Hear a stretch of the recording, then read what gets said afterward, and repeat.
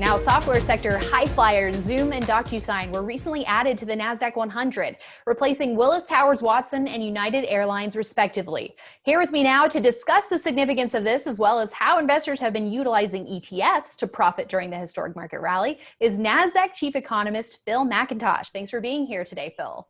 Thanks for having me. All right, so Phil, what makes this recent shakeup to the Nasdaq 100 significant in your view?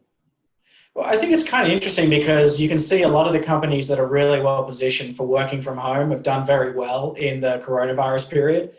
Even before those two companies got added, we saw the Nasdaq 100 index was outperforming other large cap indexes by 10 to 15%.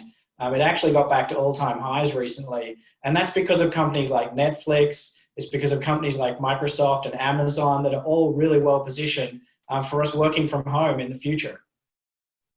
Yeah, and Zoom and DocuSign in particular, with those being two younger software names. When it comes to the mix of names that are in the Nasdaq 100, do you think that perhaps these two recent additions might give us some line of sight to what we could expect in the future as the software sector continues to grow? Yeah, so the Nasdaq 100 index itself is, by definition, our listings. So it's Nasdaq listings, which are a lot of new economy listings and a lot of tech companies, also a lot of healthcare companies. So Gilead, which is doing vaccine research, is part of the Nasdaq 100 as well. And so you can kind of see that the mix of new economy companies is helping drive everything forward. And not only that, but you're in the Nasdaq, we don't have financials by rule. And we also don't have so many energy and material companies, which have held a lot of the other indexes back. So to your point, you can really see the sectors that have been hurt by coronavirus, energy complex, materials, a lot of the old school companies have been excluded from the Nasdaq 100 because of the way it's put together. And a lot of the tech companies and healthcare companies that are really well positioned have been helping it to outperform. And the NASDAQ 100, you could obviously get exposure to that in ETF form with QQQ. What have the inflows been like for that fund during this whole coronavirus pandemic and all of the volatility that we've seen over the last couple of months? Yeah, so the Nasdaq 100 or the Q's ETF actually passed $100 billion of assets, and that's a mixture of its performance and its inflows, obviously. But for us, that was a milestone, and it's a lot higher than it got in the tech bubble 10 or 15 years ago. So we were pretty proud when it passed that mark. It's a pretty decent-sized ETF. It's also one of the most liquid ETFs in the US market, trading billions of dollars every day with a really tight spread. So it's one of those ETFs that's often used for hedging, for trading, and for really short-term and longer-term investment threads.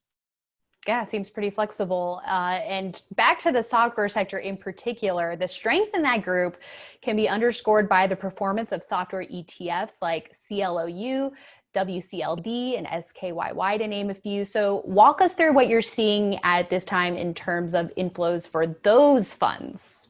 Yeah, so it's actually been really interesting if we rewind back even to March. So you can see once the coronavirus hit, a lot of the flows in ETFs. I mean, ETFs spiked to 40% of all the value trading in the stock market. And that's because hedge funds and retail and a lot of insurers and hedgers all get in and use the ETFs because they're cheap, easy ways to equitize.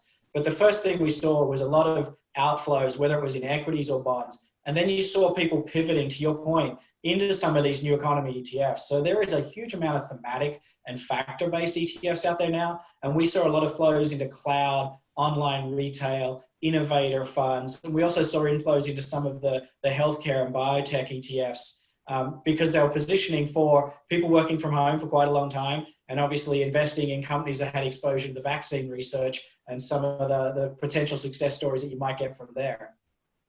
Yeah, it sounds like there's a lot of tactical moves happening right now in the ETF space. So what else stands out to you right now about the different ways that perhaps growth-oriented investors have been able to successfully utilize ETFs to profit during this historic rally? Yeah, so one of the really interesting trends is that large cap growth funds have outperformed. They've been outperforming for years, but they outperformed even more as the coronavirus sell-off happened. And what we've actually seen is a couple of periods where we saw I guess the coronavirus cases pick up and people start to worry. That trade flipped, and you saw a lot of the growth and value ETFs a lot of trading in the large cap and small cap ETFs, and you saw weeks of outperformance and then underperformance. So people have been using those ETFs to position for growth and position for the large cap outperformance that we've seen as well. All right, Phil Mackintosh, Chief Economist at Nasdaq. Thanks so much for joining us today and breaking all of that down for us. No worries. Thanks for having me.